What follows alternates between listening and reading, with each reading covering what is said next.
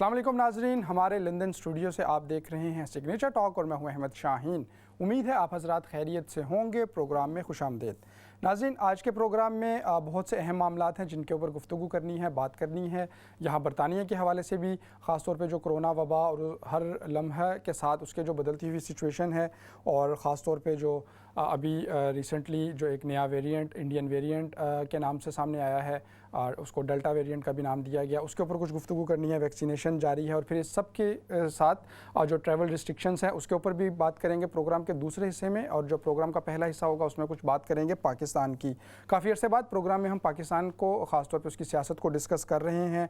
आज सुबह सिंध में एक अलमनाक हादसा भी हुआ ट्रेन का, जिसमें तकरीबन 50 से ज़ायद अफराद हैं वो जाँ बहक हुए। यकीनी तौर पे बहुत अफसोसनाक ख़बर है और हम यकीनी तौर पे जो इसमें अफराद मुतासिर हुए उनके साथ हमारी दुआएं मौजूद हैं। उनके इस हवाले से इस वाक़े के ऊपर भी कुछ गुफ्तगू करेंगे। फिर कल बहरिया टाउन में एक वाक़या हुआ, वहाँ पे जो अमलाक हैं उनको नज़र आतिश किया गया, एहतजाज किया गया, और जो बहरिया टाउन कराची है तोड़ फोड़ भी की गई। कुछ इसका भी जायज़ा लेंगे और साथ ही साथ जो पाकिस्तान के सियासी मामलात हैं ख़ास तौर पे गुज़िश्ता कुछ दिनों में, और जो बड़ी ख़बरें आई हैं पाकिस्तान के सियासी महाज से, उसका एक जायज़ा लेंगे। प्रोग्राम में मेरा साथ देने के लिए मौजूद हैं हमेशा की तरह सैयद मुश्तबा साहब, हमारे जो पैनल है सिग्नेचर टॉक का उसके बाकायदा पैनल का हिस्सा हैं और सीनियर तजज़िया निगार हैं। बहुत शुक्रिया सैयद मुश्तबा साहब, आप हमारे साथ मौजूद हैं। Thank you very much. Mushtaba साहब, ये जो अफसोसनाक वाक़या पेश आया, यकीनी तौर पे 50 से ज़ायद अफराद इसमें अब तक की इतलात के मुताबिक जाँ बहक हो चुके हैं और 100 से ज़ायद ज़ख्मी हैं। हम दुआगो हैं जो ज़ख्मी हैं उनको अल्लाह रब्बुल इज़्ज़त सेहत याब करे, और जो इसमें जाँ बहक हुए उनके साथ भी हमारी दुआएं मौजूद हैं। इस तरह का वाक़या होता है और हम हमेशा ये डिस्कस करते हैं कि वाक़या हुआ, उसके बाद कुछ बयानात आए, अपोजिशन ने दिए, हुकूमत ने दिए, और उसके बाद तमाम मामला फिर एक दूसरे पे इल्ज़ाम तराशी के बाद कुछ जो ऐलान हो जाते हैं लोगों के लिए उनको इमदाद देने की, और इसके बाद फिर वाक़या की इंक्वायरी का कह के और उसके बाद फिर नए हादसे का शायद इंतज़ार किया जाता है। और हम भी हर दफ़ा ये इस तरह का एक सवाल करके उसके बाद फिर अगले मौजू के ऊपर चले जाते हैं। तो ये जो तहकीकात का कहना, सज़ाओं का कहना, इससे आगे भी कुछ बात बढ़ेगी पाकिस्तान में कभी इस तरह के जो अलमनाक वाक़यात हैं उसके बाद? बिस्मिल्लाहिर्रहमानिर्रहीम। क्यों बढ़ेगी बात? क्या नया पाकिस्तान तस्वर कर रहे हैं आप? कोई नया पाकिस्तान आ गया है या कोई बटन दब गया है या कोई क्या हो गया है कि इसमें जो है बात चल जाएगी? अभी भी वैसा ही होगा, अभी भी वही होगा, वही चीज़ें होगी जो इससे पहले होती रही, जिसका आपने जिक्र किया। अभी भी वही सारी चीज़ें होंगी, कोई नई चीज़ नहीं आ गई है। कोई कहते हैं पाकिस्तान में या पाकिस्तान तब्दील नहीं हो गया है या पाकिस्तान की कोई हैयत चेंज नहीं हो गई है या हुकूमत में कोई ऐसे लोग नहीं आ गए हैं जो बिल्कुल निज़ाम को उलट पुलट करके रख देंगे, तब्दील करके रख देंगे। वही चीज़ें होंगी, उसी तरह बयानात आएंगे, उसी तरह पिछली हुकूमतों के ऊपर बात डाली जाएगी, उसी तरह अज़हार मज़म्मत और अज़हार अफसोस किया जाएगा, उसी तरह इनामात का मुआवज़ों का ऐलान किया जाएगा, और उसके बाद उसी तरह जो लवाहिकीन हैं और जो ज़ख्मी हैं वो मुआवज़ों की हसूल के लिए हुकूमती और कहते सरकारी एहलकारों के दफातर के चक्कर लगाते हुए नज़र आएंगे। देखिए, बात इसकी वजह ये ऐसा क्यों होता है, हमको ये सोचना चाहिए कि ऐसा हर बार क्यों होता है और इस बार भी ऐसा क्यों होगा। इसकी वजह यह है कि कोई किसी रिस्पॉन्सिबिलिटी ओन नहीं करता है किसी चीज़ की। जो भी मामला हो रहा है, कोई भी हादसा हो रहा है, कोई भी नुकसान हो रहा है, किसी भी किस्म का नुकसान हो रहा है, किसी भी किस्म का सानिया हो जाए या कोई भी बड़े से बड़ा वाक़या हो जाए, उसकी कोई रिस्पॉन्सिबिलिटी लेने के लिए तैयार नहीं है। हुकूमत जो है वो पिछली हुकूमतों में डालती है, अपोजिशन जो होती है जिस वक्त हुकूमत में होती है वो भी यही करती है, और जब अपोजिशन में होती है तो हुकूमत पे डालती है। सैयद मुश्तबा साहब, थोड़ा सा मार्जिन इस सवाल, अगरचे हम कहते हैं कि जी 3 साल तो हो गए, लेकिन अब अगर कोई रेलवे ट्रैक ख़राब है या कोई बोगियाँ ख़राब हैं या कोई भी सिस्टम किसी भी हवाले से, तो 3 साल में वो ये तो नहीं कि रातों रात हो गया होगा। उससे पहले जारी बात है जो, क्योंकि उससे पहले की भी जो हुकूमतें थी वो तो 2-2 बारियाँ 3-3 बारियाँ ले चुकी हैं। अभी मौजूदा सेटअप जो है ये पहली दफ़ा से उसमें आया है, और यकीनी तौर पे हम खुद इस बात का इजहार करते रहे हैं कि पाकिस्तान का जो सिस्टम है उसको समझने के लिए कोई इतना आसान नहीं कि रातों रात कोई बंदा उसको समझ जाए और फिर उसके बाद वो चीज़ों को इम्प्लीमेंट कर दे। तो कम से कम इनको थोड़ा सा ये मार्जिन नहीं देना, अगरचे रिस्पॉन्सिबिलिटी लेनी चाहिए, फिर भी इंसानी जानों का ज़िया है इसमें मुकम्मल तौर पर, और यकीनी तौर पर इस्तीफ़ा आना चाहिए या फिर इसकी रिस्पॉन्सिबिलिटी लेनी चाहिए और आगे के लिए कोई लाहे अमल देना चाहिए। लेकिन जो गुज़िश्ता हुकूमतों ने जिस तरह का सिस्टम छोड़ के गए हैं, हर बात सिर्फ मईशत नहीं, अगर ये आज का मामला देखें और इसके अलावा भी जितना, तो क्या ये जो जब हुकूमत पिछली हुकूमत के ऊपर मलबा डालती है तो एक तरह से कुछ हद तक आपके ख्याल में मैं जानना चाहूँगा ये ठीक नहीं, चूँकि उनकी तो पहली बारी है। देखिए, बच्चे के हाथ से जो कहीं गिर पड़ा दही, बोले कि इस पे पिछली हुकूमत का हाथ है। जनाब, मसला ये है कि हम इस चीज़ से कब निकलेंगे पिछली हुकूमत में डालने के? अब 3 साल हो गए हैं। क्या 3 साल में शेख रशीद साहब वज़ीर रेलवे रहे? क्या उस दौरान उन ट्रैक्स की जिनको पिछली हुकूमत ने अपनी करप्शन के बाइस जो है उसको ऐसे ही छोड़ दिया था या नाक़िस हालत में छोड़ दिया था, क्या उनकी रिपेयर्स नहीं हो सकती थी? क्या 3 साल में शेख रशीद साहब ने क्या कारनामा अंजाम दिया रेलवे के बाद? अब तो खैर वो जो है वो दूसरी वजारत उनके वज़ीर दाखिला के हैं, और दाखिला के भी वही हाल हो रहा है जो कि रेलवे का हाल उन्होंने किया था, जो इससे पहले भी रेलवे का कर चुके हैं और जो इससे पहले इतलात का भी कर चुके हुए हैं। ठीक है ना? तो अब इन आखिरी 2-3 साल में तो कुछ हो सकता था। और मैं तो ये बात कहता हूँ कि जैसे कि ये कहते हैं ये तो आगे भी हुकूमत के ख्वाहिशमंद है, ये तो कहते हैं कि अगले 10, 15, 20 साल तक जो पाकिस्तान पे हुकूमत करते रहेंगे, तो उस ज़माने में जो वाक़यात होते रहेंगे तो उस पर क्या करेंगे कि जी पिछली से पिछली वाली हुकूमत का था, क्योंकि पिछली हुकूमत तो इनकी अपनी होगी। तो मेरे ख्याल में हमको इस चीज़ से निकलना चाहिए, और इस चीज़ से कि तंजिया बात करने से बेहतर है कि हम ज़रा इसके ऊपर सोचें कि इस पर हमको हल क्या होना चाहिए। देखें, हर हादसे की जिम्मेदारी का तयन किया जाता है। वज़ीर को आप चाहे कुछ भी कह लें, लेकिन बुनियादी तौर पे जो ब्यूरोक्रेटिक चैनल्स होते हैं, इंजीनियर्स होते हैं इस तरह के हादसात में, जो वहाँ के ट्रैक सिचुएशन होते हैं, अमले के जो लोग होते हैं, आपको उनकी निशानदही करना पड़ती है कि कौन लोग थे जिनकी गफलत के बायस, जिनकी नाअहली के बायस ये हादसा हुआ। अगर उस वक्त आप उन लोगों के ख़िलाफ़ एक सॉलिड एक डिसिप्लिनरी एक्शन करें, उनके ख़िलाफ़ कार्रवाई करें, तो मेरे ख़्याल में ये मामला भी ख़त्म हो जाएगा कि हम हर मरतबा हर हादसे के बुनियाद बात जो है वज़ीर के इस्तीफ़े का मुतालबा करेंगे या पिछली हुकूमत के ऊपर डालेंगे। देखिए, ये दोनों रवायत बन गई है, हुकूमत की जानिब से पिछली हुकूमत में डाला जाता है और अपोजिशन की जानिब से वज़ीर के इस्तीफ़ा मांगा जाता है। देखिए, इस चीज़ से अब निकलना पड़ेगा आपको, कुछ ना कोई आखिर किसी चीज़ का हल तो निकालना पड़ेगा। सियासी पॉइंट स्कोरिंग से बेहतर है कि वो उसके हल के लिए कोशिश की। बिल्कुल मुस्तफ़ा साहब, चूँकि काफ़ी सारे मामलात हैं जो पाकिस्तान में गुज़िश्ता कुछ दिनों में हुए, उसके ऊपर गुफ्तगू करनी है। कल का एक और अफसोसनाक वाक़या जो कराची में मौजूद निजी हाउसिंग सोसाइटी है, उसमें मुजाहिरीन दाखिल भी हुए, वहाँ पे तोड़ फोड़ की गई और बड़े पैमाने पे नुकसान भी हुआ। और उसके साथ जो वहाँ पे देखने में आया कि पाकिस्तान का जो कौमी परचम है उसकी भी बेहुरमती की गई। फिर वहाँ पे कुछ ऐसे नारे लगाए गए, मुल्क दुश्मन नारे या रियासत मुखालिफ नारे जिनको कहा जा सकता है। तो MQM तो नहीं थी इस दफ़ा कराची में, लेकिन ये तमाम मामला हुआ। और इसके ऊपर, और ख़ासतौर पर जो निजी हाउसिंग सोसाइटी वाला मामला बहरिया टाउन का, ये इस मामले की बुनियाद बना। तो इसको कैसे देखते हैं? देखिए, इसमें दो पहलू है। एक तो आपने ये जिसका आपने पहले जिक्र किया कि पाकिस्तान मुखालिफ नारे लगे, और दूसरी जो है ये जो निजी हाउसिंग सोसाइटियों का मामला था।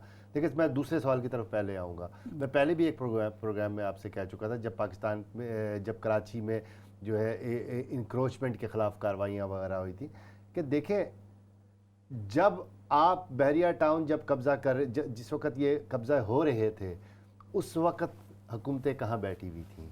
अभी वही हुकूमत है, अभी वही हुकूमत है, लेकिन NOCs वगैरह जारी होते रहे ना।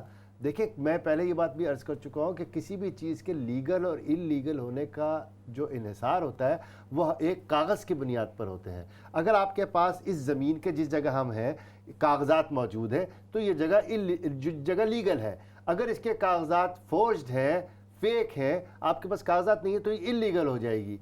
तो अगर कोई इदारा, कोई सोसाइटी किसी की ज़मीन पे कब्ज़ा करती है, तो सबसे पहला काम तो हुकूमत का है कि उसको NOC ना दी जाए हाउसिंग सोसाइटी के लिए।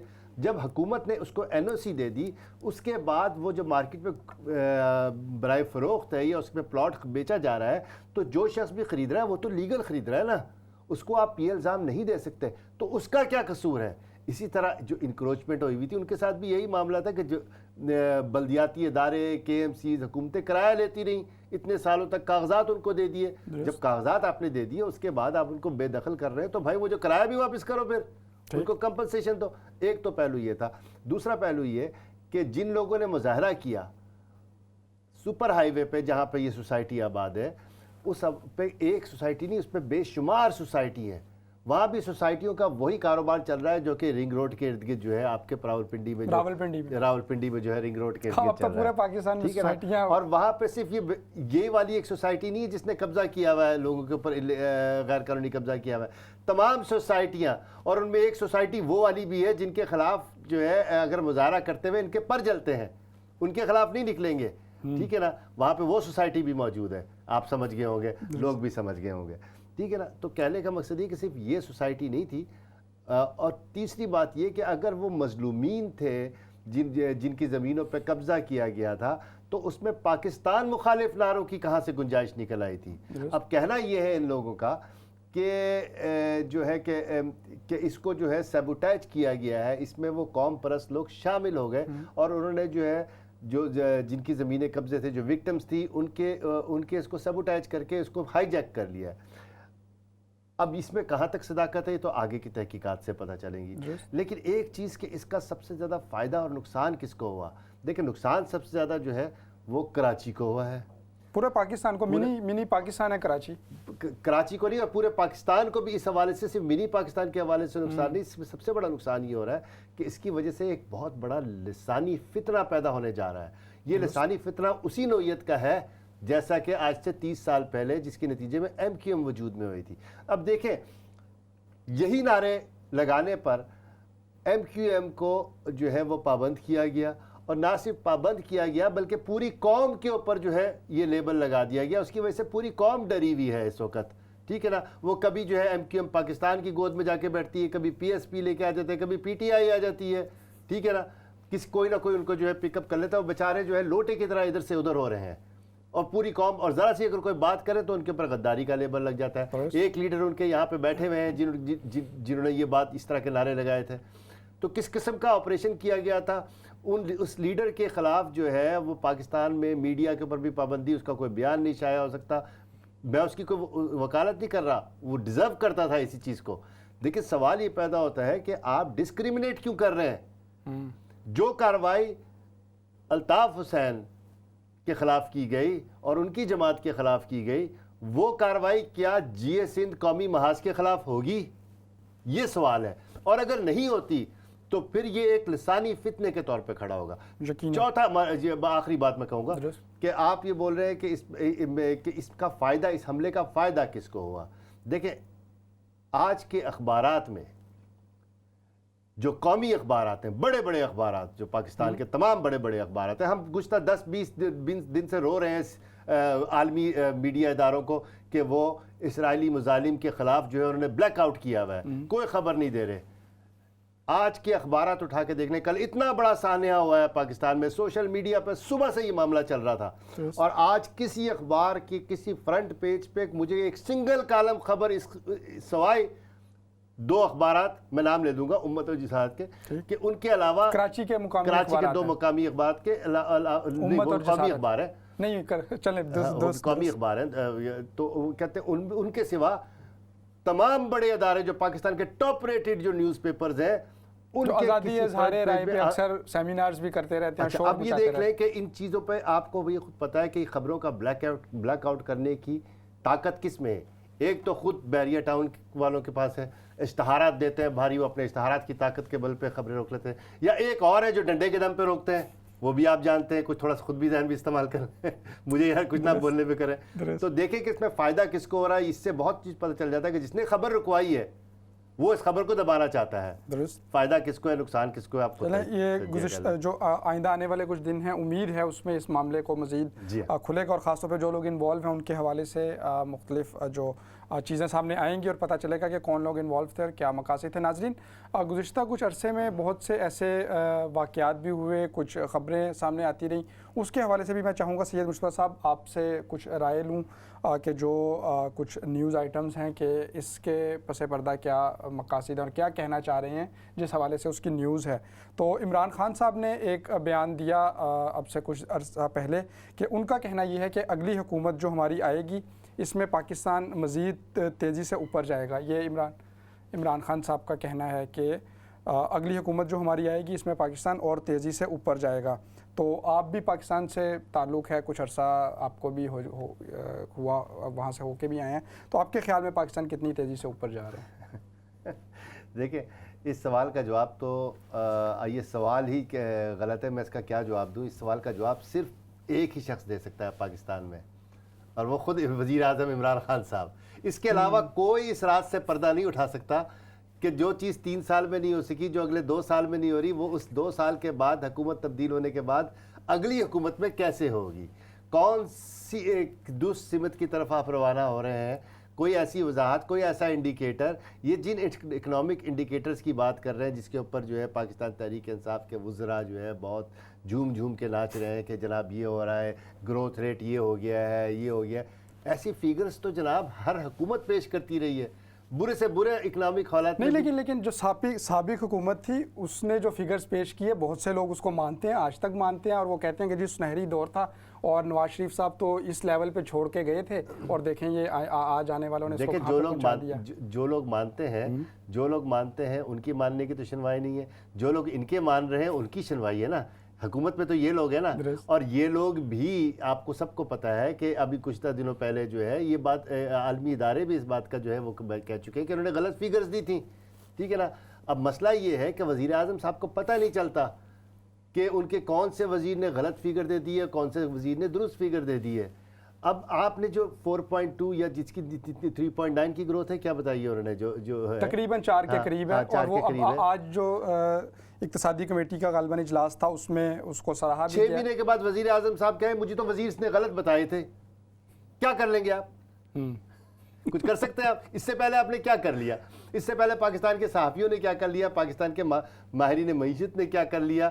کچھ بھی نہیں کر سکتے بھائی۔ وزیر اعظم صاحب آئیں گے بولیں گے جی مجھے غلط بتایا گیا تھا، میں تو ایماندار ہوں، مجھے تو نہیں پتا۔ اچھا، اور اس کا جو یہ پہلو ہے کہ اگلی حکومت ہماری، تو آپ کے خیال میں خان صاحب پر امید ہیں، اطمینان میں ہیں کہ اگلی حکومت تو ان کے پاس ہی ہے؟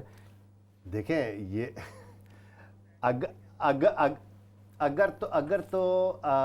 تو دیکھا جائے جو گزشتہ دنوں میں جو الیکشنز میں جو حال ہوا ہے NA 249 میں، اس کے علاوہ اگر تو اس بنیاد پہ وہ کہہ رہے ہیں کہ اگلی حکومت ہماری آئے گی، تو پھر یقینی طور پہ اس پہ ایک ہی بات ہو سکتی ہے کہ انہیں ان حلقوں سے ووٹ نہیں چاہیے، ان کو ووٹ ادھر سے چاہیے جدھر سے ان کو جو ہے اشارے ملتے ہیں، اور جدھر سے جو ان کو پہلے لائے ہیں اگر وہ چاہیں گے اور انہوں نے یقین دہانی کرائی ہے تو یقیناً اگلی حکومت ان کی آئے گی۔ لیکن کیا 2 سال تک یہ یقین دہانی قائم رہ سکے گی؟ یہ سوال ہے اہم ترین، کہ 2 سال تک جن لوگوں نے کہا ہے کہ ہم آپ کو دوبارہ لے آئیں گے، آپ اسی طرح کرتے رہیں جس طرح ہم کہہ رہے ہیں، اور ہم آپ کو دوبارہ لے آئیں گے، فکر نہ کریں NA 249 ہار گئے ہیں، آپ ڈسکا میں ہار گئے ہیں، آپ نے قومی اسمبلی کی 2-3 سیٹیں کھو دی ہیں جب سے آپ آئے تھے، تو کوئی بات نہیں، ہم آپ کو وہ سیٹیں بلکہ ان میں سیٹوں کو ڈبل کر کے ڈبل شاہ کی طرح ٹرپل شاہ کی طرح اس کو اور بڑھا دیں گے۔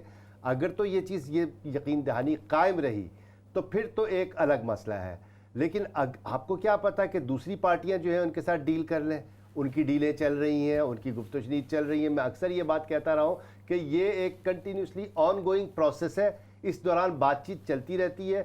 آج کسی کے ساتھ کیا معاملہ ہے وہ کل کے بارے میں آپ نہیں کہہ سکتے۔ آج وزیر اعظم فیورٹ ہیں، کل وہی طاقتیں جو ہے وزیر اعظم کے خلاف جو ہے وہ ایک بہت بڑی کمپین شروع کر دیں گی، ٹھیک ہے نا۔ تو یہ کوئی جو ساتھ دینا، جو حمایت ہے، مخالفت ہے، یہ مستقل نہیں ہے، یہ وزیر اعظم صاحب کو بھی پتہ ہے، یہ اپوزیشن کو بھی پتہ ہے۔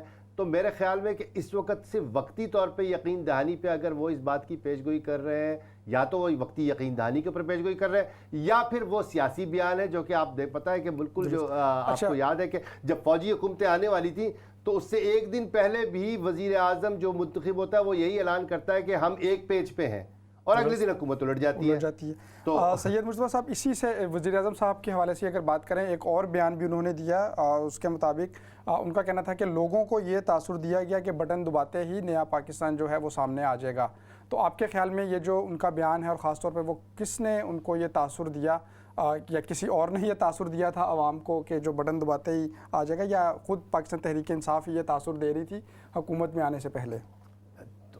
ابھی بھی تو وہ یہی تاثر دے رہے ہیں۔ ابھی جو آپ نے پہلا سوال کیا تھا اس میں کیا تھا، انہوں نے یہی کہا تھا کہ جب نئی حکومت آئے گی تو بٹن دبائیں گے تو پاکستان ترقی کرنا شروع کر دے گا، ٹھیک ہے نا۔ اگر پرانی حکومت میں بھی یہی کہتے رہے، میں یہی بات تو آپ سے عرض کر رہا ہوں کہ जो चीज़ वो कहते पिछली हुकूमत में कहते रहे थे, अब उसमें क्या तब्दीली आपको नज़र आ रही है जो इस हुकूमत, जो अगली हुकूमत में आने के बाद वो एकदम बटन दबाते ही पाकिस्तान, नया पाकिस्तान नहीं, बन लेकिन जाएगा? कम से कम उनके पास फिर ये इस हवाले से तो वो नहीं कह सकेंगे ना कि कोई कसूर जो है वो पुरानी हुकूमत का था, या अगर गुज़िश्ता हुकूमत को छोड़ के शाहीन साहब, अगर कह देंगे तो आप क्या कर लेंगे? इससे पहले तो वो खुदकुशी भी करने वाले थे, इससे पहले तो वो जो है कि पता नहीं क्या क्या करने वाले थे, उन्होंने वो उससे मुकर गए, आपने क्या कर लिया?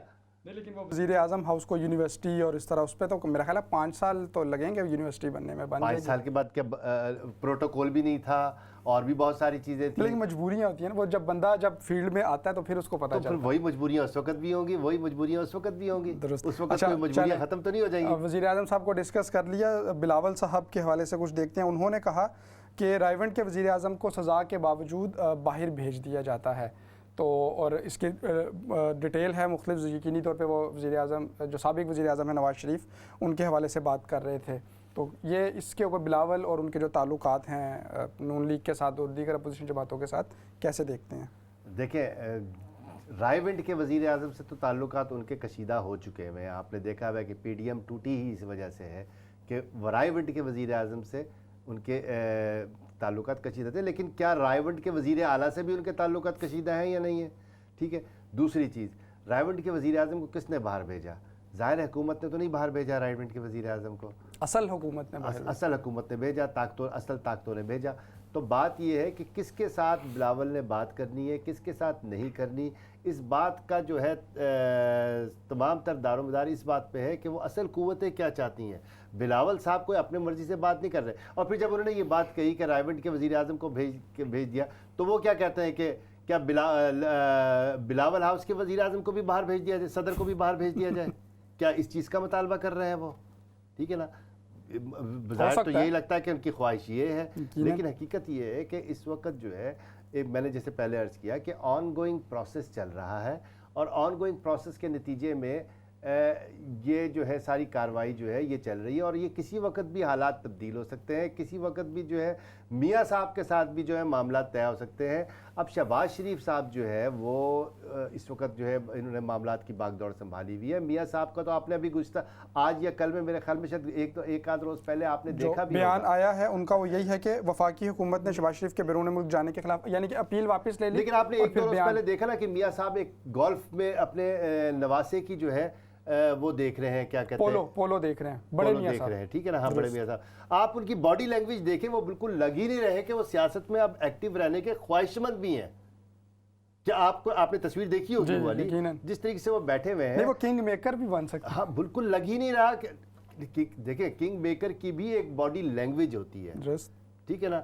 जब किंग मेकर की बॉडी लैंग्वेज होती है तो वो नजर आती है, लेकिन उनकी बॉडी लैंग्वेज तो ऐसी लग रही है कि जैसे वो एक बिल्कुल रिटायर्ड आदमी है, बिल्कुल एक रिटायर्ड सियासतदान है, और वो उनकी रिटायरमेंट नज़र आ रही है बिल्कुल। नहीं तो लेकिन आपके ख्याल में नवाज शरीफ इस तरह से सब छोड़ के साइड पे हो सकते हैं? वो मेरे ख्याल में डील की बेसिस यही होगी। तो इसका मतलब है मान लिया जो ये कहा जा रहा था कि शहबाज शरीफ तो डील के हक में है, लेकिन नवाज शरीफ नहीं मान रहे। बिल्कुल मान लिया है। देखिए, बात मान ली है, लेकिन फिर एक बात बोलता हूँ कि जो चीज़ मानी जाती है उसकी भी कोई मुस्तकिल बुनियाद नहीं होती। ये वही वज़ीर आज़म है जिन्होंने सदर परवेज़ मुशर्रफ से सियासत से दस्तबरदार होने की बात भी मान ली थी। क्या सियासत से दस्तबरदार हो गए? तो ये कहना कि कोई चीज़ हतमी है, ये जो है कहते हैं। बिल्कुल, बहुत शुक्रिया सैयद मुस्तफ़ा साहब। नाज़रीन, पाकिस्तान के हवाले से हमने सेगमेंट में कुछ गुफ्तगू की, जो पाकिस्तान के सियासी हालात हैं, गुज़श्ता कुछ दिनों में जो अहम वाक़यात पेश आए, अहम बयानात थे, उसके ऊपर भी हमने सैयद मुस्तफ़ा साहब से उस हवाले से गुफ्तगू की कि उनके ख़्याल में ये चीज़ें जो हैं ये किस तरफ से जा रही हैं। और प्रोग्राम के बाद जब हम वापस आएँगे तो यहाँ बरतानिया के हवाले से कुछ गुफ्तगू करेंगे, ख़ास तौर पे जो कोरोना वायरस की वजह से पैदा शुदा सूरत हाल है उसके ऊपर बात करेंगे। छोटी सी ब्रेक लेंगे, ब्रेक से वापस आते हैं। देखते रहिए इस्लाम चैनल उर्दू।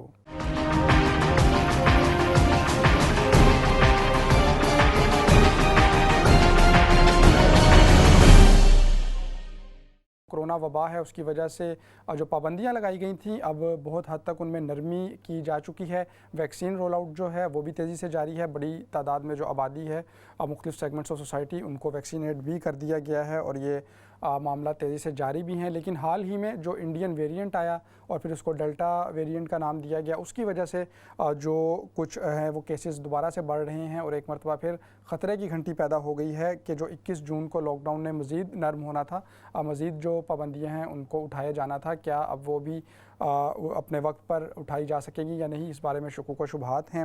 اور اس کے ساتھ ہی ساتھ جو ٹریول ریسٹرکشنز ہیں اس کے حوالے سے بھی پروگرام کے حصے میں کچھ گفتگو کریں گے. خاص طور پہ جو سسٹم یو کے نے انٹروڈیوس کرایا جو ٹریفک لائٹ سسٹم جس کو کہا جاتا ہے, اور پھر اس میں جو ریڈ لسٹ ہے جس میں کچھ ممالک کو رکھا گیا اور اس میں پاکستان بھی شامل ہے. اس کی وجہ سے جو کمیونٹی ہے پاکستان سے تعلق رکھنے والی ان کو بھی بڑی تعداد میں مسائل کا سامنا ہے.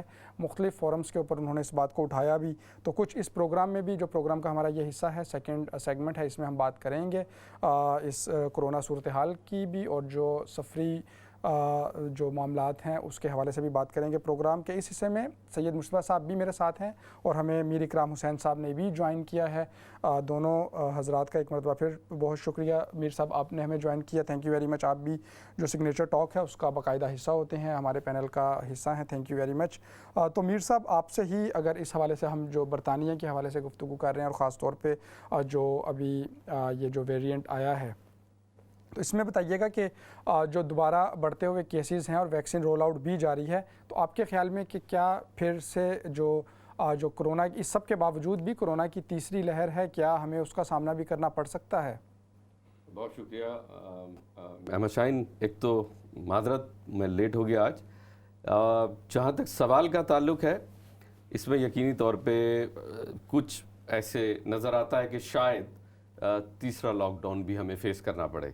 جو انڈین ویریئنٹ کی بات آپ نے کی جس کو ڈیلٹا ویریئنٹ کا نام دے دیا گیا, ہندوستان کی حکومت کی سب سے بڑی ناکامی یہ ہے کہ انہوں نے جس طریقے سے اپنے ہی ملک میں اس میں ناکام ہوئے, اللہ تعالیٰ سب کو محفوظ رکھے, سب ممالک کو محفوظ رکھے, اس وبا سے لوگوں کو محفوظ رکھے, یہ ہماری دعا ہے. تمام بنین و انسان محفوظ رہیں.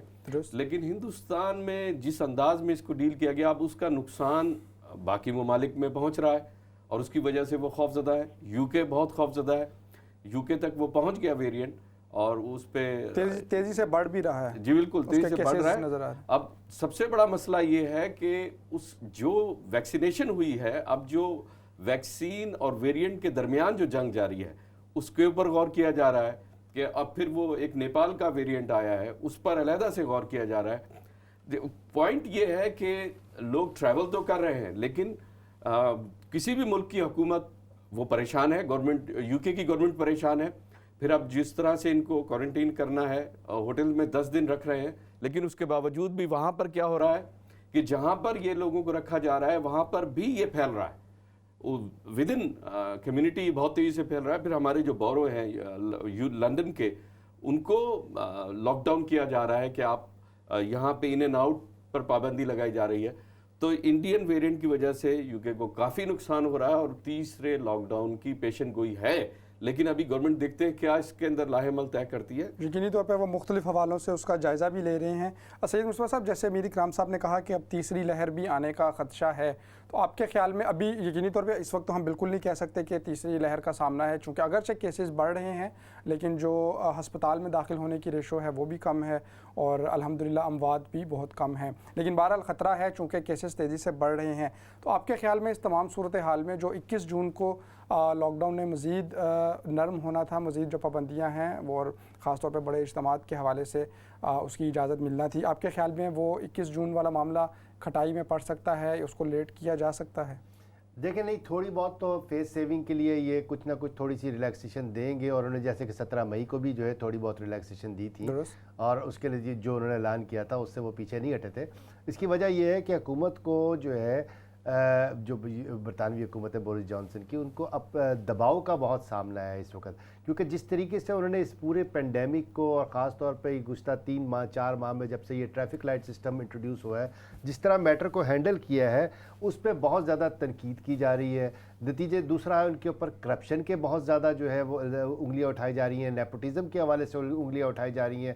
پینڈیمک کی صورت میں جس طریقے سے پروکیورمنٹ کو اور سپلائز کو جس طریقے سے جو ہے نظر انداز کیا گیا، جو ان کی ریگولیشنز ہیں اس کے اوپر بہت انگلیاں اٹھائی جا رہی ہیں۔ پھر جس طریقے سے قریبی کنزرویٹو پارٹی کے جو ڈونرز ہیں ان کو جس طریقے سے فائدہ پہنچایا گیا ہے اس پورے پینڈیمک کے درمیان، اور اب تو میڈیا کھل کے اور بہت ڈیٹیل کے بات کر رہا ہے اس پہ، تو وہ بہت سارا دباؤ کا سامنا ہے ان کو۔ اور اس دباؤ کی صورت میں چونکہ ان حکومتوں کو اس طرح کے دباؤ کی عادت نہیں ہے، کیونکہ عموماً اس طرح کی کرپشن نہیں ہوتی جس طرح کی اس حکومت کو الزامات کا سامنا ہے، تو وہ اس میں جو ہے معاملات کو اور زیادہ خراب کرتے جا رہے ہیں۔ انہوں نے اگر تیسرا لاک ڈاؤن لگا بھی تو جن ویریئنٹس کے خوف سے تیسرا لاک ڈاؤن لگنا ہے معاف کیجیے گا، ان ویریئنٹس کو پھیلانے کی ذمہ دار بھی یہی حکومتیں ہیں کہ وہ اس معاملے کو صحیح طریقے سے ہینڈل نہیں کر سکی۔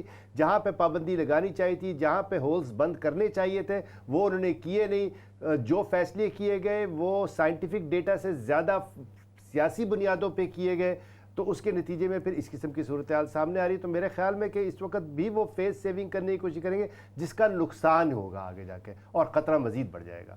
درست۔ اچھا میر اکرام صاحب، جیسے سید مجتبیٰ صاحب نے اس تمام صورتحال کو پیش کیا، اس کا جائزہ بھی لیا، تو اگرچہ ہم دیکھ رہے ہیں ریڈ لسٹ کی وجہ سے بہت سے ممالک کو مشکلات کا سامنا ہے، ان کے شہریوں کو، اور یقینی طور پہ بہت مشکل ہے ٹریول کرنا، اور خاص طور پہ جب اتنا بڑا جرمانہ تو نہیں کہا جانا چاہیے، لیکن جب انہوں نے ایک اماؤنٹ پے کر کے 10 دن کا کوارنٹائن کرنا ہے، اور وہ ایک بڑی اماؤنٹ ہے کسی بھی ملک کے شہریوں کے لیے، لیکن بہرحال سخت فیصلے لینا پڑتے ہیں وبا پر قابو پانے کے لیے۔ تو جب حکومت کوئی سخت فیصلہ لیتی ہے تو تب بھی اس کو تنقید کا نشانہ بننا پڑتا ہے، چونکہ وہ سخت فیصلہ ہوتا ہے، اور اگر وہ تھوڑا سا چیزوں کو ڈیلے کرنے کی کوشش کرے یا ریلیف دے تو تب بھی اس کو بعض جو حلقے ہیں وہ یہ کہتے ہیں کہ یہ آپ نے اتنا لیٹ ڈیسیجن کیوں لیا۔ تو ایسی صورت میں پھر حکومت کے پاس، کسی بھی ملک کی حکومت، اور ہم چونکہ بات کریں برطانیہ کی تو اس حوالے سے اس کے پاس کیا رہ جاتی ہے آپشن؟ آپ نے ذکر کیا کہ جو پیسنجرز ہیں جو ٹریول کر رہے ہیں ریڈ لسٹ کنٹریز سے، پھر وہ آ کے ہوٹل میں 10 دن کے لیے کوارنٹین کرتے ہیں، ٹھہرتے ہیں، اور اس دوران ظاہر ہے کہ وہ اپنی مرضی سے نہیں، یعنی کہ قانون بنا دیا گیا اس کو، وہ 10 دن انہوں نے ٹھہرنا ہے، اور اس کا کافی بڑا خرچہ ہے جو وہ افورڈ کرتے ہیں، پوری فیملیز افورڈ کرتی ہیں۔ اور یہ کئی تو ایسی جگہیں ہیں کہ جس کنٹری میں کو اچانک ریڈ لسٹ کنٹری میں ڈال دیا گیا اور واپس آئے تو ان لوگوں کو خرچہ پڑا۔ اس میں 2-3 بنیادی چیزیں جو دیکھنے میں آئی ہیں، جو نیوز میں بھی آئیں، کمپلینٹس بھی ہیں، کہ جو لوگ ظاہر ہے 10 دن ان کو گھر پر بھی آ کے ٹھہرنا تھا، لیکن ہوتا یہ تھا کہ وہ گھر میں ٹھہرتے نہیں تھے، وہ زیادہ تر ایسے ہوتا تھا پھر وہ عوام میں مکس اپ ہو جانا، اور اسپیشلی انڈین ویریئنٹ کی وجہ سے اتنا خوف پھیل گیا ہے کہ ان کو ہوٹل میں ٹھہرانا لازمی ہے، تاکہ اس انداز میں جو اموات سامنے آئیں، اور کئی لوگ جو اس دنیا میں اب نہیں رہے جن کے پیارے، تو اس کو مد نظر رکھتے ہوئے پھر یہ ہوٹل میں ٹھہرانے کا بندوبست کیا۔ لیکن یہاں پر بھی ایک دشواری پیدا ہو گئی کہ لوگوں کو یہی نہیں پتا کہ انہوں نے ہوٹل میں رہ کر کرنا کیا ہے، کس انداز میں رہنا ہے، 2 ٹیسٹ ہوں گے ان ٹیسٹ کو کس طرح کمپلیٹ کرنا ہے، اپنے آپ کو کس طرح محفوظ رکھنا ہے باقی چیزوں سے۔ تو جہاں مسائل ہیں، ابھی بھی بہت سارے ایسے مسائل ہیں اس وقت یو کے جن سے گزر رہا ہے، اور آنے والے وقتوں میں جس انداز میں یہاں کی حکومت اس کو اپنی اکانومی کو بھی دیکھنا چاہتی ہے۔ لیکن اس معاملے میں ایک چیز کو میں یہاں پہ ضرور کہوں گا کہ اس معاملے میں پاکستان کی گورنمنٹ نے بہت اچھی پالیسیز رکھی، کہ دنیا نے ان کو نہ صرف انوائرمنٹ کے حساب سے نمبر 1 کنٹری قرار دیا، اور اس کے ساتھ ساتھ جو باقی معاملات میں، اسپیشلی کرونا کے معاملات میں، باقی انڈیا اور بنگلہ دیش کی جو ایکسپورٹ ہے وہ کم ہوئی، لیکن پاکستان میں ماشاءاللہ اضافہ دیکھنے میں آیا۔ تو اس حوالے سے ہمارے ملک میں، یعنی ہم جہاں پاکستان میں اچھی پالیسی رہی، اور ویکسین کے حوالے سے بھی پاکستان کو سراہا جا رہا ہے، اور جو انتظامات کیے گئے ہیں، اور اس حوالے سے اگرچہ ایک درمیان میں خبر یہ بھی آئی کہ جو آڈیٹر جنرل ہیں وہ کہتے ہیں، ان سے جب حساب مانگا گیا اس کرونا کے حوالے سے جتنے بھی انتظامات ہیں تو وہ دینے سے انکار کر دیا۔ بہرحال وہ بھی ایک معاملہ سے ریلیونٹ ہے، لیکن الحمدللہ، اور یہ بات خوش آئند بھی ہے کہ پاکستان میں کرونا وبا، اور ہم یہ دعا کرتے ہیں کہ پوری دنیا میں وہ کرونا وبا کنٹرول میں ہی رہے، جو بھی ملک ہے اس میں۔ سید مصطفیٰ صاحب، یہی سوال لے کے میں آپ کی جانب بھی آؤں گا کہ ریڈ لسٹ کی وجہ سے اگرچہ مشکلات تو ہیں اور اس میں کوئی شک نہیں، لیکن حکومت کے پاس پھر اور آپشن کیا رہ جاتی ہے؟ کیونکہ اس نے تو کہہ دیا تھا لوگوں کو کہ بھئی ٹریول نہ کریں، لیکن اس کے باوجود اگر لوگ جانا چاہتے ہیں، جا رہے ہیں، واپس آ رہے ہیں، اور وبا کے باوجود، اور یقینی طور پہ جب ٹریول ہوتا ہے تو اس میں چانسز بڑھ جاتے ہیں کہ وہ ایک ویریئنٹ کو دوسری جگہ لے کے آ سکیں گے، یا جو کرونا وائرس ہے اس کو لے کے وہ دوسری جگہ منتقل کر سکیں گے، تو پھر حکومت کو اتنا زیادہ مورد الزام ٹھہرانا وہ آپ کے خیال میں کیا ٹھیک ہے؟ اچھا دیکھیں، سب سے بڑی بات تو یہ کہ اس میں جو ہے جو لوگ متاثرین ہیں وہ صرف 2 ہی ملک ہیں، ایک انڈیا اور ایک پاکستان۔ اگر آپ فلائٹ ڈیٹا کا جائزہ لیں تو سب سے بڑے پیمانے پر جو ٹریولنگ ہوئی ہے وہ انہی 2 ملکوں کی طرف سے ہوئی ہے۔ یہ 2 ڈائسپورا ہیں جو سب سے زیادہ افیکٹ ہوئے ہیں، باقی بھی افیکٹ ہوئے ہیں، ظاہر ہے دوسرے کنٹریز بھی جو ہے وہ ریڈ لسٹ میں ہے، لیکن یہ سب سے بڑا تعداد ہے جس کے نتیجے میں لوگ واپس آئے ہیں۔ حکومت کے اوپر تنقید اس لیے ہو رہی ہے کہ حکومت جو ہے فیصلے سیاسی بنیاد پہ کر رہی ہے، سائنٹیفک ڈیٹا کی بنیاد پہ نہیں کر رہی ہے۔ اگر پاکستان کو ریڈ لسٹ میں لایا گیا 12 اپریل کو، اس وقت انڈیا کو نہیں لایا گیا، حالانکہ پاکستان کا انفیکشن ریٹ اس وقت پر 100,000 13 تھا، اس سے زیادہ انڈیا کا اس وقت 24 تھا، اور اس سے جرمنی اور فرانس کا اس سے بھی کوئی لگ بھگ اسی کے قریب تھا، ٹھیک ہے نا۔ بنگلہ دیش کا بھی پاکستان سے زیادہ تھا، لیکن پاکستان کو ریڈ لسٹ میں کر دیا گیا، جس کے نتیجے میں بڑی تعداد میں جو کیوس آپ نے اسلام آباد ایئرپورٹ پہ اور لاہور ایئرپورٹ وغیرہ اور کراچی ایئرپورٹ پہ دیکھا وہ آپ کے سامنے ہے۔ دوسری بات یہ ہے کہ بھارت کو انہوں نے نہیں کیا اس لیے کہ بھارت کے ساتھ ان کا دورہ طے تھا، بھارت کے ساتھ وہ تجارتی تعلقات کر رہے تھے۔ اس کے علاوہ جو ان کے کنزرویٹو پارٹی کے جو بڑے سیاستدان اور لیڈر جو بزنس ٹائکونز ہیں ان کے بھارت کے ساتھ ٹریڈ وہ ریلیشن شپ ہیں، تو یہ ساری چیزوں کو اس میں بھارت کے ساتھ جو ہے پاکستانی ڈائسپورا کے ساتھ ڈسکریمنیٹری سلوک کیا گیا، پینلائز کیا گیا، اور اس کے واضح ثبوت موجود ہیں کہ کہتے ہیں کہ انہوں نے ان کے باقاعدہ ڈپارٹمنٹ آف ٹرانسپورٹ کی جو اسٹیٹمنٹس ہیں ان سے یہ بات واضح ہوتی ہے کہ انہوں نے پاکستان کو پینلائز کیا۔ ممبر آف پارلیمنٹ بہت سے ہیں جنہوں نے اس بات کو اٹھایا بھی۔ دیکھیں احمد شاہین، ایک تو سب سے بڑی جو میں نے بات کی کہ ٹرانسپیرنٹ نہیں ہے، ناز شاہ نے 3 ویکس ہو گئے ہیں اس بات کو دیا ہوا ہے، آپ جواب تو دیں کہ کون سے سائنٹیفک ڈیٹا تھا جس کے بنیاد پہ آپ نے پاکستان کو کیا۔ پھر دوسری بات یہ کہ 11 ملکوں سے ریڈ لسٹ کنٹری سے ڈائریکٹ فلائٹس کو انہوں نے بین کیا ہوا ہے، ٹھیک ہے، لیکن انڈیا پہ جب پابندی لگائی گئی تو اس کے بعد 3 ویکس کے اندر 1100 فلائٹس جو ہیں وہ ڈائریکٹ فلائٹس لینڈ کی ہیں اس میں، اور اس میں جو ہے اس کے بعد LHS کے ذرائع کے مطابق جو اس میں سے یعنی 10%، 6% یا 7% لوگ جو ہیں 8,000 9,000 سے اوپر جو ٹریولر جو ہے اپروکسیمیٹلی جو ہے وہ انڈیا سے ان ڈائریکٹ فلائٹس کے ذریعے آئے، اور ان میں سے جو ہے 7-8% جو ہے وہ پازیٹیو ٹیسٹ ان کا آیا ہے LHS کے ذرائع کے مطابق، اور ان میں جو ہے آدھے سے زیادہ یعنی کہ 300 سے 350 کے قریب جو ہے وہ انڈین ویریئنٹ ہے، ٹھیک ہے نا۔ تو اب سوال یہ پیدا ہوتا ہے کہ آپ نے جب یہ ڈائریکٹ فلائٹ پہ بین کیوں نہیں لگایا؟ اچھا، اس کے بعد یہاں پر ایک نیشنل ریڈیو اسٹیشن ہے فون ٹو ٹاک، کافی مقبول ریڈیو اسٹیشن ہے، انہوں نے باقاعدہ جو ہے ڈپارٹمنٹ آف ٹرانسپورٹ کو یہ سوال بھیجا کہ آپ نے ڈائریکٹ فلائٹس پہ بین کیوں نہیں لگایا اور اس پہ جو ہے اس کو کیوں نہیں، اس کی روک تھام کے لیے کارروائی کیوں نہیں کی گئی؟ تو انہوں نے جو چیز کہی وہ جواب ان کا جو ہے وہ آپ کے دونوں کو آپ سے کہوں گا کہ ذرا اس پہ غور فرمائیے گا دونوں جواب پہ۔ انہوں نے کہا کہ برٹش پبلک کی جو لائف ہے وہ اس کی جو سیفٹی ہے وہ سب سے بڑی ہماری پرائرٹی ہے، لیکن ہم کو جو کرٹیکل فریٹ ہے اور برٹش سٹیزن جو پھنس گئے ہیں ان کی واپسی، ان کے تحفظ کے لیے، ان کے سیف ریٹرن کے لیے جو ہے ہم نے یہ اقدامات کیے ہیں۔ تو یہ سیف ریٹرن اگر انڈین اوریجن کے برٹش سٹیزن کے لیے ضروری تھے تو پاکستان میں جو اتنا کیوس پیدا کیا گیا آپ نے، ان کا اس میں کیا قصور تھا؟ ان کو کیوں پینلائز کیا گیا؟ مصطفیٰ صاحب، یہ ہندوستانی جو لیڈرشپ ہے جو کہ دنیا میں اب بے نقاب ہو چکی ہے، کیونکہ الحمدللہ پاکستان کی جو اس وقت لیڈرشپ ہے اس نے دنیا کے اندر پاکستان کا جو ہے نا امیج اب بہتر کیا ہے صرف لیڈرشپ کی وجہ سے۔ اور جہاں تک تعلق ہے یہ جو منافقانہ رویہ پوری دنیا میں ہندوستان کا ہمیشہ سے رہا ہے پاکستان کے خلاف، کہ کہیں نہ کہیں سے اس کو پاکستان کو نقصان پہنچانا ہے، اس کے رستے روکنے ہیں، لیکن اب ہندوستان ناکام ہو گیا اپنی تمام چالوں میں، کیونکہ پاکستان الحمدللہ جس انداز میں آگے بڑھ رہا ہے اس انداز میں ہندوستان کی چالیں دنیا میں اب ناکام ہو رہی ہیں.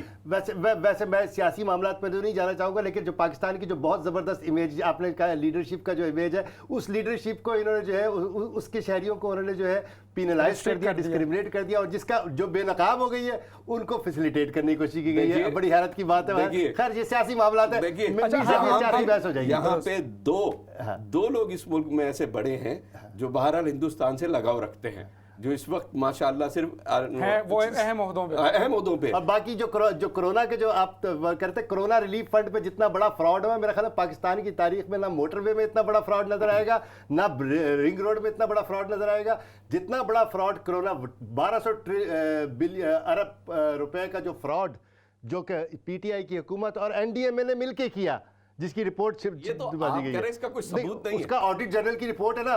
معافیا مانگ رہے ہیں، آئی ایم ایف سے درخواستیں کر رہے ہیں کہ رپورٹ نہ شائع کریں. کس نے لندن میں آ کے یہاں پہ ایون فیلڈ میں آ گئے اس رپورٹ کے ڈر سے آ گئے؟ کتنے لوگ نکلے ابھی تک؟ کس نے ملاقات کی یہاں پہ؟ یہ بتائیں کس سے ملاقات کی؟ یہاں کے بیٹھے کس نے ملاقات کی یہ بھی تو بتائیں نا. اس حصے میں پروگرام کے حصے میں چونکہ ڈسکس ہو رہا ہے یو کے اور یو کے حوالے سے جو ویریئنٹ ہے اس میں اچھا ایک جو آن اے سیریس نوٹ جو سید مصطفیٰ صاحب نے کہا کہ اور یہ حقیقت ہے، بہت سے لوگ اس بات کا اظہار بھی کر رہے ہیں، ایون جو ممبر آف پارلیمنٹ ہیں، برطانیہ کے ممبر آف پارلیمنٹ، انہوں نے بھی کہا کہ حکومت نے سیاسی طور پہ فیصلے لیے اور یہ جو ریڈ لسٹ کا سارا معاملہ تھا، اور پھر اگر پاکستان کے حوالے سے بھی بات کریں اس میں بھی یہ بات سامنے آتی ہے. تو آپ کے خیال میں کیا اس طرح جب جانے بچانے کا معاملہ ہو تب اس طرح کے کسی بھی حکومت کو زیب دیتا ہے کہ وہ سیاسی طور پہ سیاسی حوالوں سے سیاسی معاملات کو سامنے مد نظر رکھتے ہوئے فیصلہ کرے بجائے اس کے کہ سائنسی ڈیٹا جو کہہ رہا ہے اس کو مد نظر رکھے؟ بالکل پالیسی کو فالو کرنا چاہیے. یہ مطلب اس میں کسی قسم کی سیاست یا کوئی کسی بھی فرد واحد کی شخصی جو سوچ شامل نہیں ہو سکتی. جو ایک پالیسی ہے اور انٹرنیشنل رولز ہیں اس کے اندر، ورلڈ ہیلتھ آرگنائزیشن کا رول ہے، اس کو فالو اپ کرتے ہوئے کہ دنیا میں پوری دنیا میں اس وقت کیا چل رہا ہے اور کس حساب سے فیصلے کرنے ہیں. آپ اپنی ذاتی ایک ملک کی سیاست کو سامنے رکھ کے پوری دنیا کے لیے فیصلے نہیں کر سکتے. تو اس میں یہ ضروری تھا. اور یو کے لیے ایک بڑی مشکل صورتحال اس وقت یہ ہے کہ دیکھیے، کیونکہ ہمارے اسپیشلی لنڈن میں یا باقی دوسرے بولٹن میں، لیسٹر میں، مانچسٹر میں، بریڈ فورڈ میں، جہاں کمیونٹیز آباد ہیں، انڈین کمیونٹی بہت بڑی تعداد میں آباد ہے، انہوں نے ٹریول کیا، انڈیا سے آئے اور پھر وہاں ڈائریکٹ، اور کئی تو دوسرے ملکوں سے ڈائریکٹ نہیں آئے تو دوسرے ملکوں سے ہو کر آئے. بہرحال وہ اپنے ساتھ ویریئنٹ لے آئے.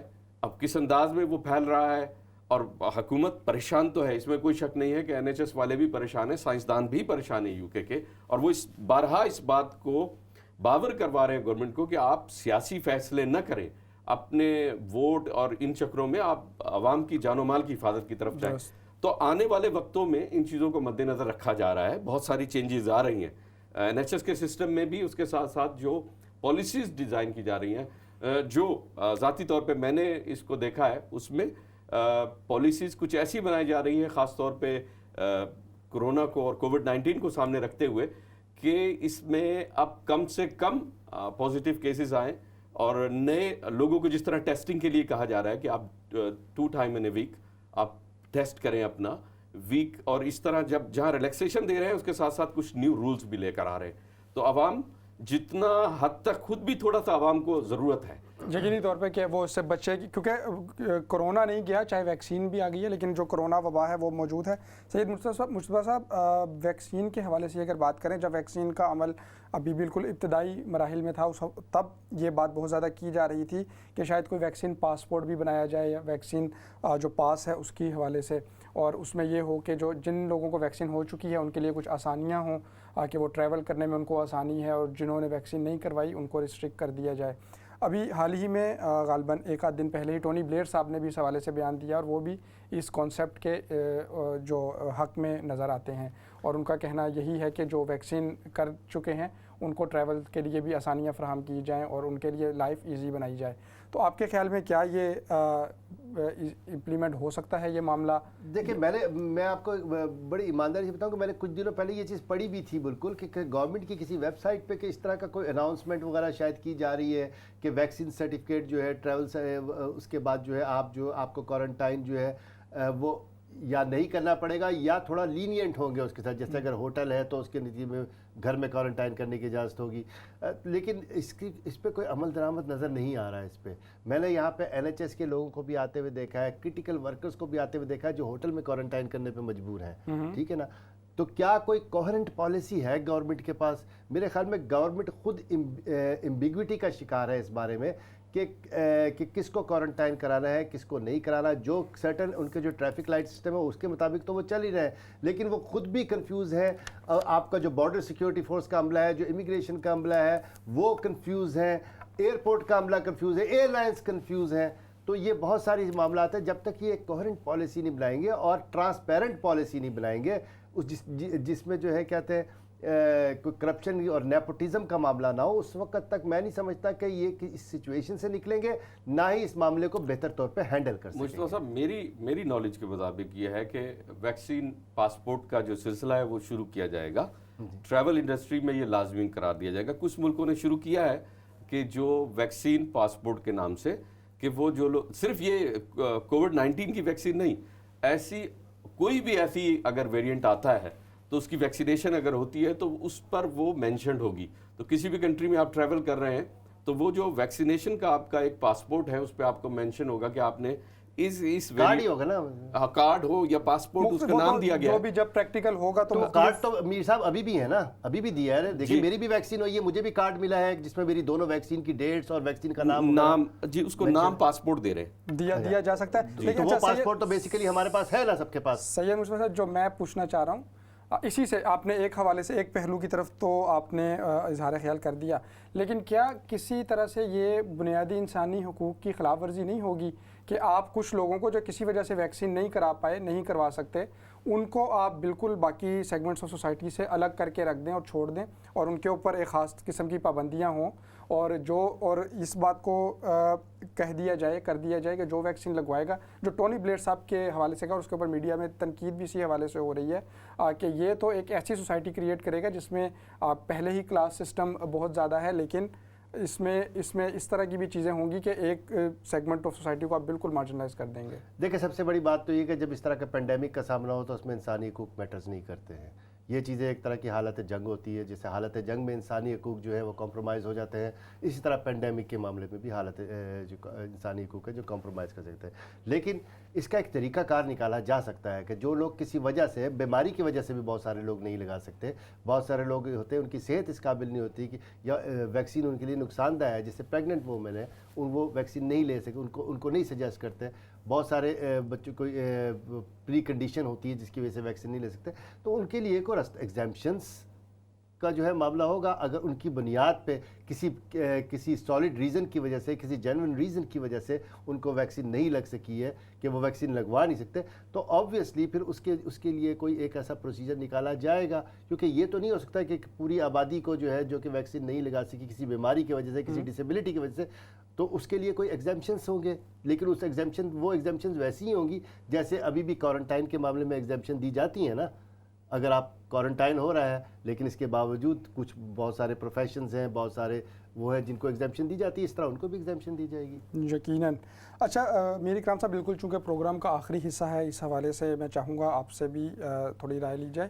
اب ہم نے دیکھا ویکسین کے حوالے سے نہ صرف آغاز میں بلکہ ابھی بھی یہ بات کی جا رہی ہے, اور کچھ غلط قسم کا پروپیگنڈا ابھی تک کچھ عناصر کی جانب سے کیا جا رہا ہے ویکسین کے حوالے سے, کہ ویکسین نہ لگوائی جائے, اور مختلف قسم کی جو تھیوریز ڈیولپ کر کے.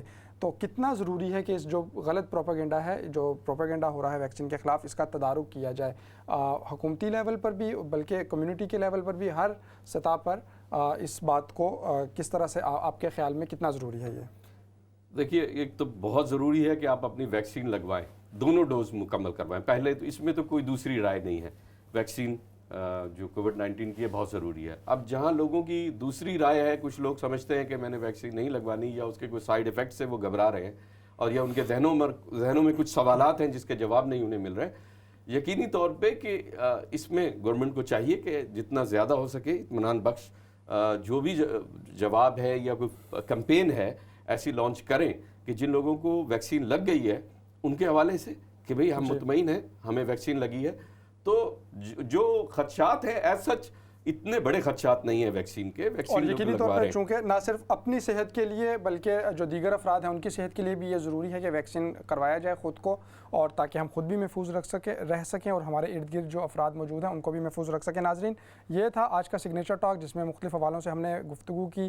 जो हमारे प्रोग्राम का पहला हिस्सा था उसमें पाकिस्तान के कुछ मामलात को देखा। प्रोग्राम के इस हिस्से में जो दूसरा हिस्सा था उसमें हमने बरतानिया के हवाले से बात की और ख़ास तौर पे जो कोरोना सिचुएशन है उसके ऊपर बात की। इंशाल्लाह अगले प्रोग्राम में आपसे दोबारा मुलाकात होगी। अपने मेज़बान अहमद शाहीन को इजाज़त दीजिए। अल्लाह निगहबान।